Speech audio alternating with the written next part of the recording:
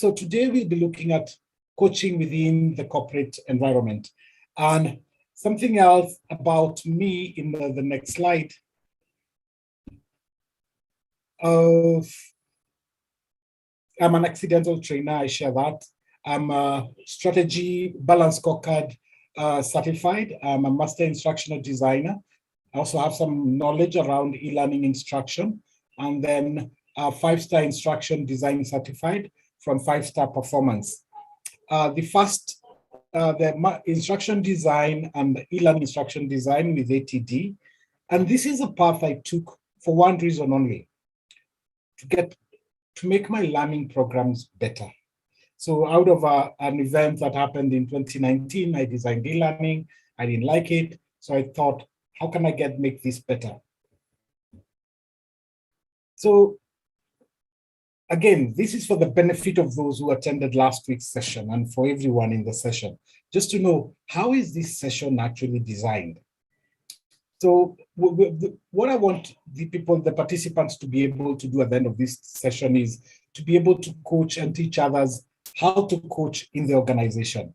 So 2 things, that you'll be able to coach and that you can be able to coach others how to coach. So we'll have a look at the history of work with the participants and then discuss the current workplaces, skills requirement. And I want to share how skills gap was a real thing to me. And then we look at a coaching session and C1 and see how we can run that. And then what I want you to do is pick a skill that you'd like to teach and coach others, which is what we will work with in this session. And then for the integration, we'd be keen to see how you would put this skill into your workflow, into what you do every day. Basically, how are you planning to be able to teach others some skills? So again, on chat, I would want you to type for me, what is your current role? How many years of experience do you have in learning and development? And then lastly, identify a skill you would like to teach others and help them to become better at it. So maybe we can just share that on chat. So what is your role and how many years do you have in L&D? You can respond that to that in chat.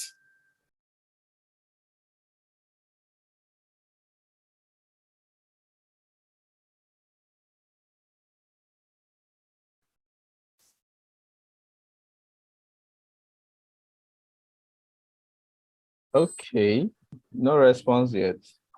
Did we all hear Martin's? Okay, awesome. Thank you, Polanle. Okay, let's have some more. Let's give them some time. Okay.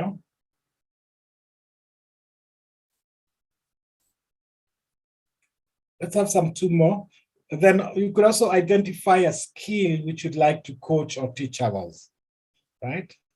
And you can be doing this as we move on, and then you can type it on chat. Okay, so just a brief what we're going to look at. What we're going to look at, just the structure of this session. What are we going to be looking at? We want to get how to get others to get better at a skill, the different types of coaching, the areas of skill, what skills are required at the workplace, and the need to transfer skills in the workplace. Then finally, which is the key of this, how would you coach or how would you transfer skill?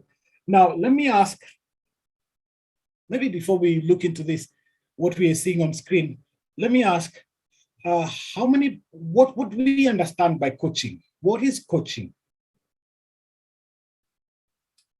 If you can just share your basic understanding of what coaching is. Have you done any coaching session? Yeah, have you sent someone for a coaching session?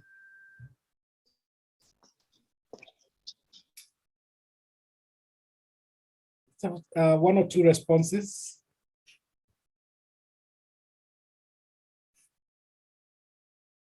what do we mean by coaching? Okay, I'm seeing the outcome of coaching, success for succession planning, teaching or guiding a person to perform a particular skill, perfect, right? So we coach to develop skills. And for us to understand a little bit about workplace coaching, we need to understand the history of work. Now, this is all the African countries. And at various points in time, work was different, right? Maybe someone can just share, what do they think was happening in 1820? What kind of work were people doing?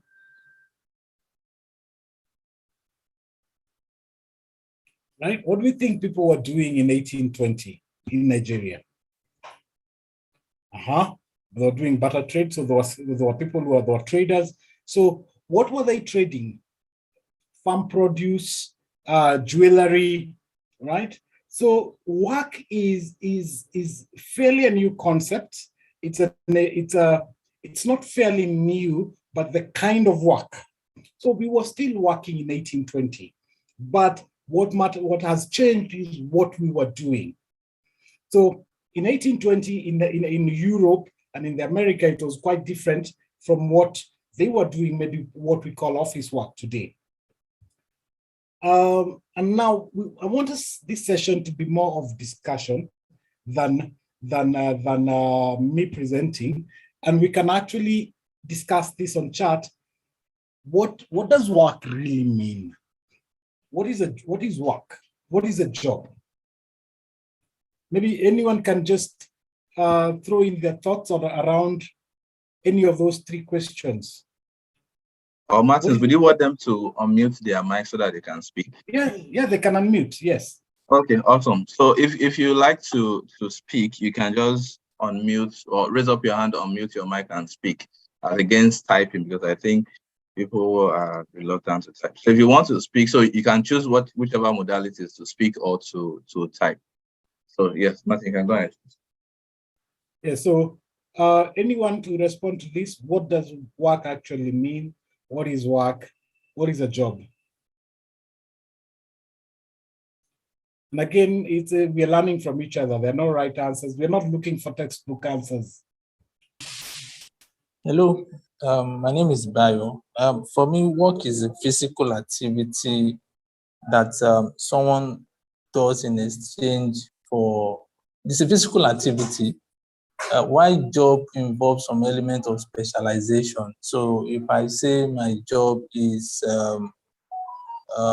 say, a trainer, it means I have the skills and I have chosen to specialize in that. Okay. So when you're training, what would you be doing? Adebayo.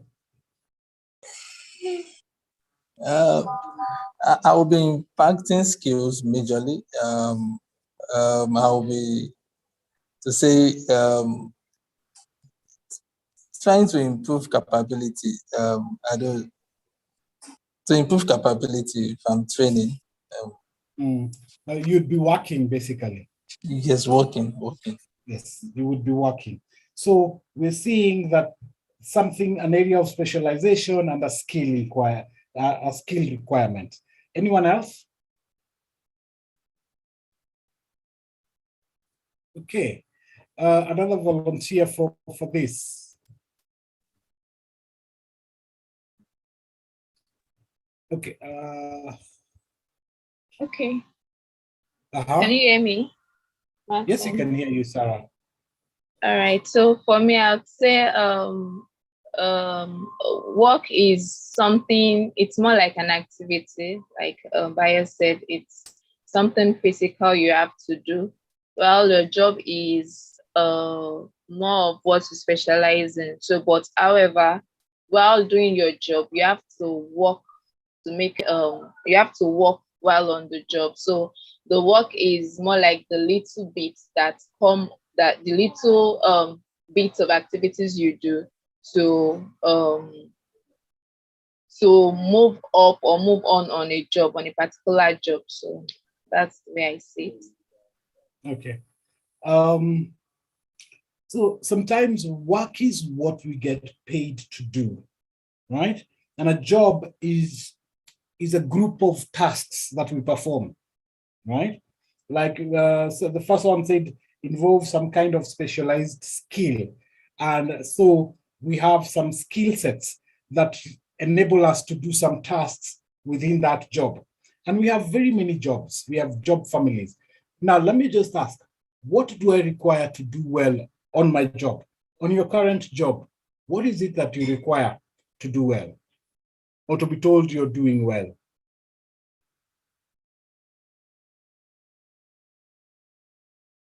Volunteer?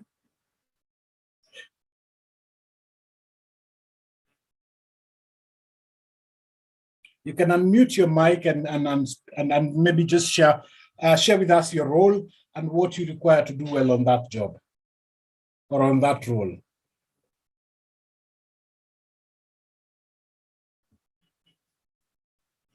Anyone for to volunteer to share this a response?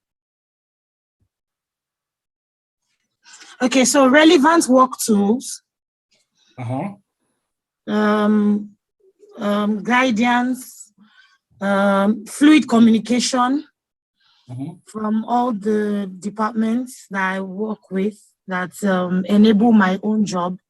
So communication, effective communication. So effective communication, and then relevant guidance. That's it. Relevant guidance to do what? Okay, so I have a KPI. I'm reporting to a human resource director. So, so when she communicates whatever task I'm asked to do, do I have the work tools to be able to do it? When I need things that, when I need to bring in, for instance, when I need to bring in people to upskill my team, will that be provided? Then in collaboration with every other department, am I getting the adequate communication? Am I being communicated to on things that we all have a stake in to perform the goals of the business? Okay, so what I'm hearing is that within your role, you have tasks you're supposed to perform, and then some of them, in all of them, you need skills, right? And there's also that skills that are needed in others who you work with, those who are to communicate with you. Then, so to perform those tasks, you need some skills. So skills are what you need to do well on your job. Now, what do others require to do well on the job? They also need the same kind of thing, be able to perform well on their tasks, and also others to perform well on their tasks also, like those who we are communicating with. Now, let's look at the organization. And let's ask ourselves, are the skills required on various roles the skills we have on those roles in our organizations?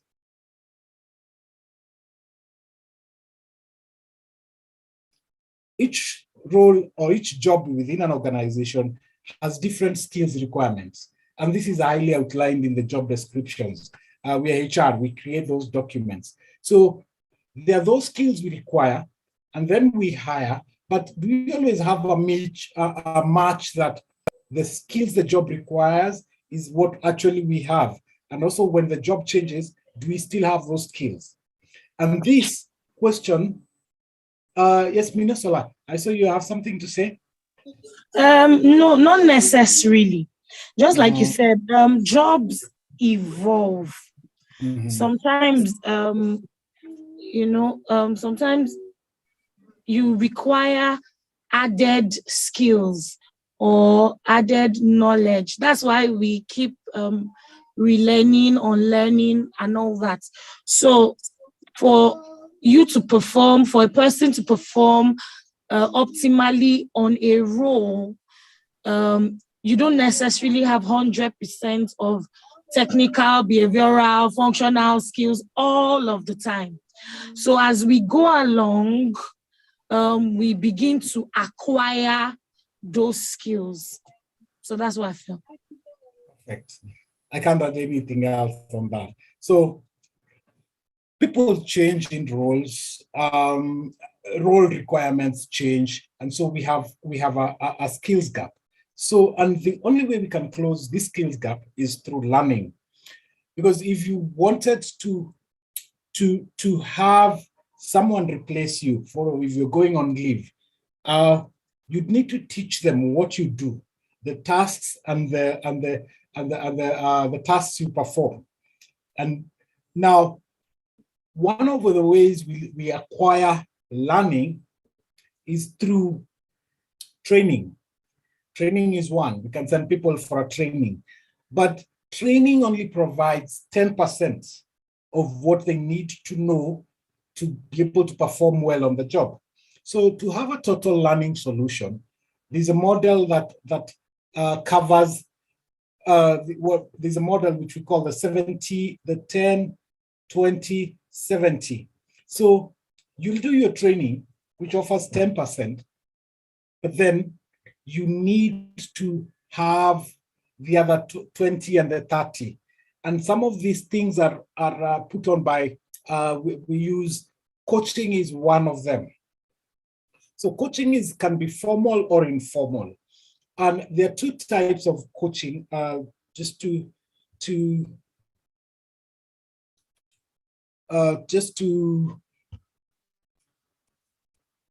distinguish.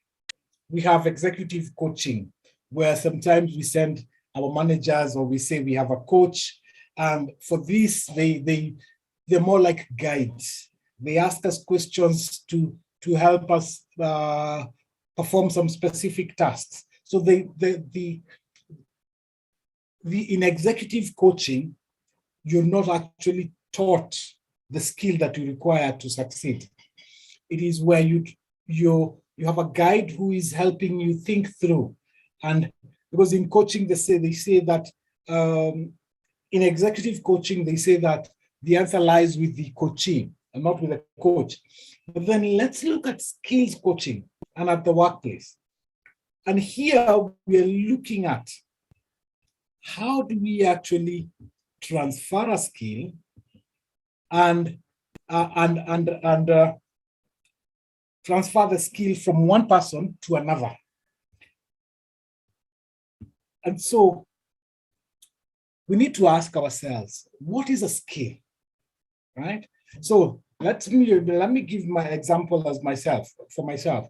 I need to design training programs. So one of the skills I need is to be able to identify the tasks that are required in the training, to design the course, to develop the course, and to deliver it. And also maybe to be able to get people to deliver the training too. Those are the sub-skills, the skill sets I need to perform well on my role. Now, if I needed to transfer these skills to another person, I can train them, and then I will coach them. And coaching them is enabling them to perform at a better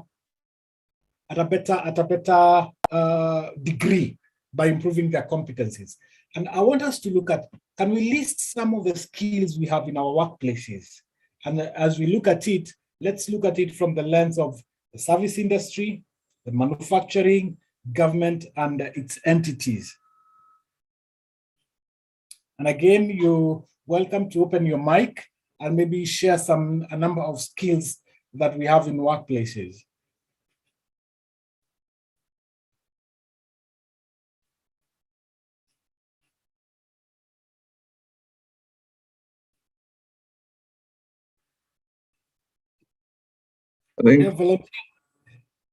Let's have some volunteers. We are working in organizations. We see these skills, right?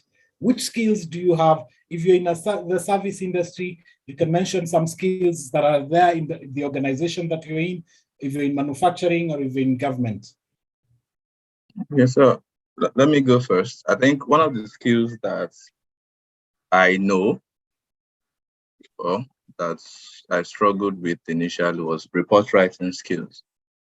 And I think for me, it was because I think for different organizations or different industries, there are different ways they write their reports. So oftentimes when I move from, and I've moved from industries to industries, oftentimes when I move from one industry to another, I have to unlearn the way I write my or document my reports to learn the new ways these reports have been done. So yeah, report writing skills for me. Okay, maybe now we can go one step back. We have very many types of jobs in our organizations, right? We have sales, we have machine operators, we have receptionists, we have people in supply chain, we have people in finance, we have people in marketing.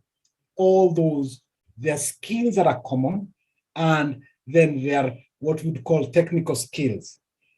Now, there's a list of skills that I've identified as being the what we call the core competencies, things like communication skills, negotiation skills, problem solving, critical thinking, being a lifelong learner. Those are some what we call skills that are required by everyone in the organization. Then there are those job skills. So if you wanted to teach someone and then help them get better at it, which helping them get at it after training them is what is actually coaching at the workplace. Now, what would you do, right? All these, some of the technical skills and they're all skills that can be coached.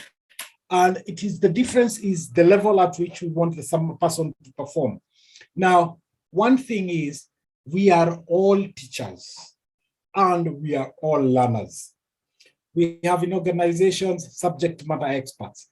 These are the guys who we believe know a little bit more than everyone else. And now these are the people who we have teach others how to do it. And then how do they support that performance? It is through coaching. And a number of skills like Johnson has mentioned about report writing. And so how can you coach someone how to do report writing? Basically, we're looking at how to pass a skill. You need to be able to okay, before I go on how we do it, I'd like to share this. Some 3 pictures.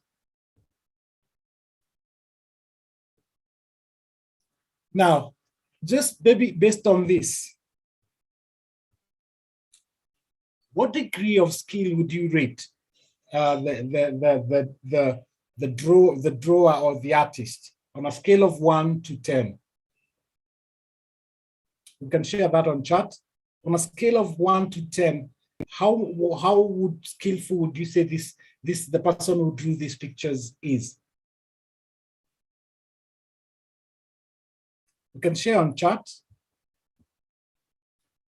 And be very critical, right? Then I'll share something about this. Okay, so we're giving a 5, a 6, a 4. Okay.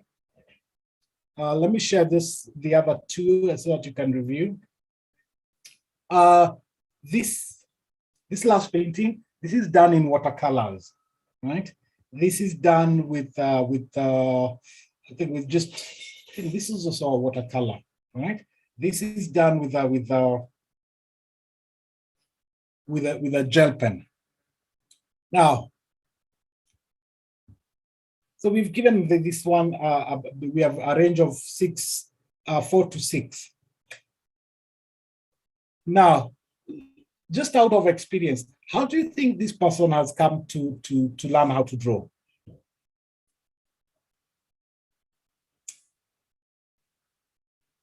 Just a wild guess. Any takers? And again, there's no wrong answer. Anyone who can basically, maybe do they have a teacher who was teaching them? Do they go to art school? Something like that.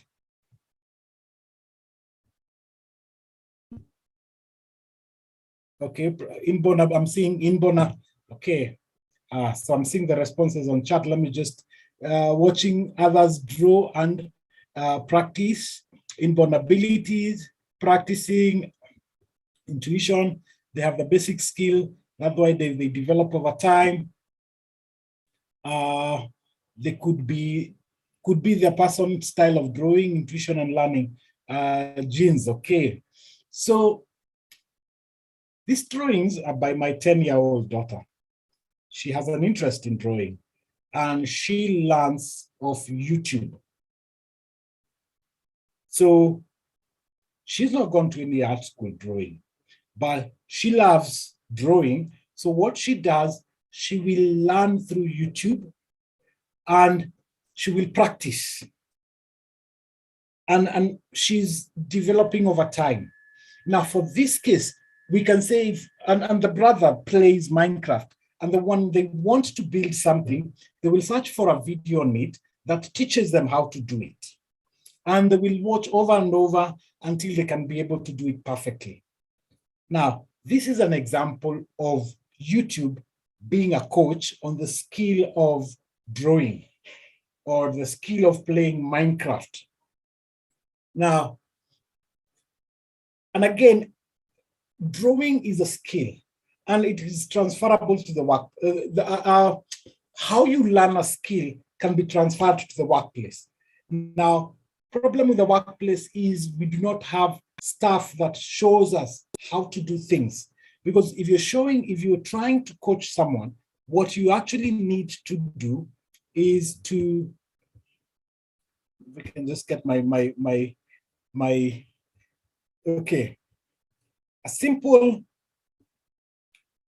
way to coach is to show someone how to do it, the whole process, then have them do it. So a demonstration, and then someone does it, applies, and then you need to ask if they can be able to do it, and then ask them to show you how to do it.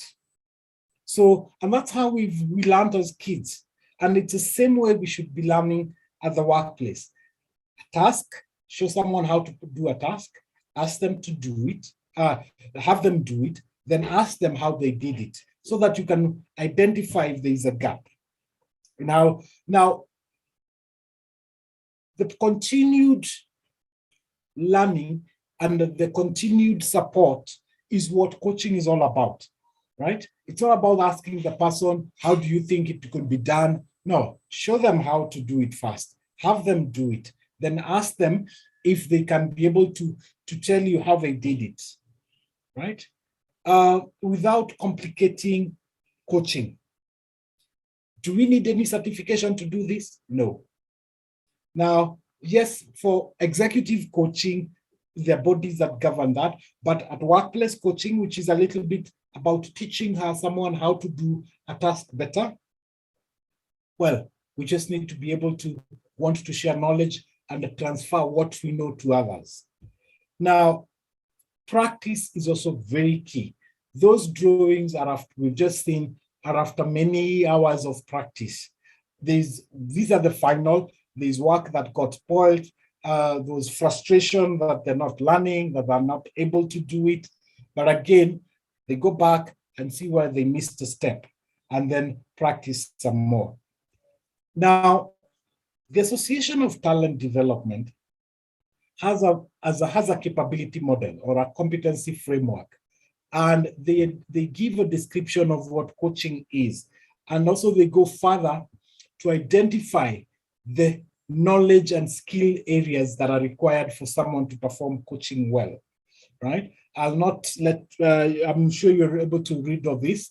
And you can also take this assessment. It's a free assessment for anybody in talent development. And again, quite a number of capabilities for learning and development practitioners. Then the skill ATD has identified are, sorry about that, knowledge of organizational coaching models. So these are good to know.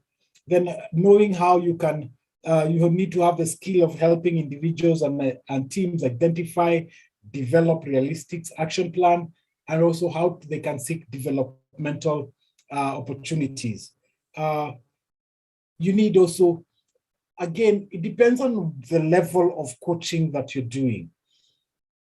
Because sometimes it's hard to separate executive coaching, workplace coaching, because sometimes we oscillate between the two.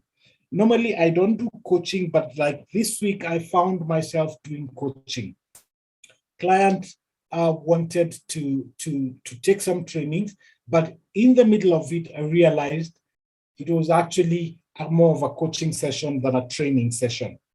Now, one of the things I do is we run a hair salon for ladies, and so we do braiding of hairs and shaving.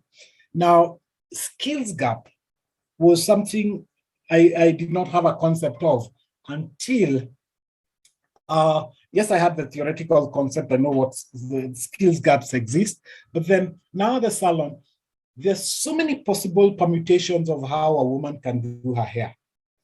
Now, one person can only have skills around a certain number of hairdos. So how then do they get to having the minimal number of people and being able to have the optimal number of hairdos a woman can possibly have, right? So our people self-taught and practiced, and they received coaching from available how to do it videos. That's what I call them, how to do it videos. Now, those becomes, you can say that is a technological coaching. Now, other workplace referenced, if we had guidance on how to do things, and this need to be created by someone, because a coach might always not be there. But the key thing is also the learning of how to do something. And if a person can be able to do it, and technology can also be able to do it, and this is simple technology we are talking about, the technology of you being able to record yourself doing something and performing a task and teaching others how to do it, which they can cross-reference as they're doing it at the workplace, right? And coaching is a vital skills for managers, because then the manager of today is supposed to be a coach and be able to coach others to perform their tasks better. So again, I would recommend to you, take on the ATD capability assessment for coaching skills, and also maybe you would, and also learn a number of the methods that are used in coaching. I know we have the GROW model, we have NLP. Again, all these are things you can be able to use at the workplace for coaching. So I'd like to open the session for some questions and answers, because I think this you might be able to learn a little bit deeper through some questions and answers.